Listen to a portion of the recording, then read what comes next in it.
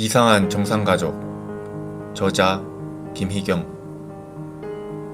이 책은 아동인권에 대한 문제와 생각에 대해 다루고 있다.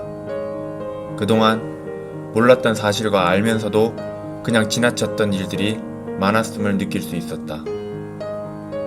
가족은 아이들에게 가장 중요한 공간과 관계지만 동시에 가장 위험한 공간, 관계이기도 하다. 대부분의 학대가 가정 안에서, 아이들이 매일 생활하는 일상 환경 안에서 저질러진다. 우리가 모르는 사이 많은 아이들은 폭력에 시달리고 있다. 부모들이 자식을 자기의 소유물로 생각하는 데 원인이 있다.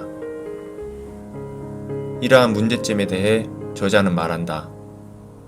한국은 자녀에 대한 부모의 친권이 지나치게 강한 나라다. 부모의 자녀에 대한 권리는 부모의 자유권이라기보다 자녀의 보호를 위해 부여되는 기본권으로 권리보다는 의무에 가깝다. 대부분의 아동학대는 극히 비정상적인 사람들의 고의적 폭력이라기보다 보통 사람들의 우발적 체벌이 통제력을 잃고 치달은 결과라는 것이 그간 숱한 분석과 연구를 통해 확인된 사실이다. 체벌을 하면 효과가 있을까? 수많은 경험적 연구는 체벌의 교육적 효과는 없고 되레 폭력의 내면화를 통해 뒤틀린 인성을 만들어낼 뿐이라고 지적한다. 이처럼 우리는 정상적인 가정을 이루며 살고 있다고 생각하지만 막상 안을 들여다보면 정상적이지 않는 생활을 하고 있다.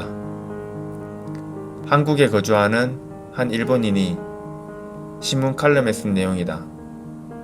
아이를 위해 밤새도록 돈을 버는 부모들도 내 눈에는 정상이 아니다. 만약 내가 한국에서 자랐다면 버티지 못했을 것이다. 자식을 위하는 마음은 어느 부모나 같겠지만 자녀를 향한 부모의 마음은 무의미할 수밖에 없다. 지나친 관심과 집착은 아이를 더욱 지치게 만들고 힘들게 한다.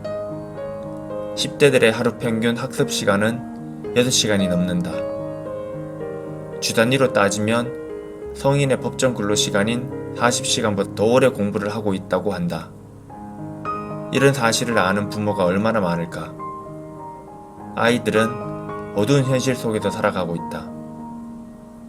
점차 좋아지고 있지만 우리나라 아동 인권의 상황은 여전히 좋지 않은 듯하다. 최근 아동 학대에 대한 논란은 증대되고 있다. 하루가 멀다 하고 아동 학대에 관한 뉴스가 연일 보도되고 있다. 모두가 분노하고 다시 재발하기를 원치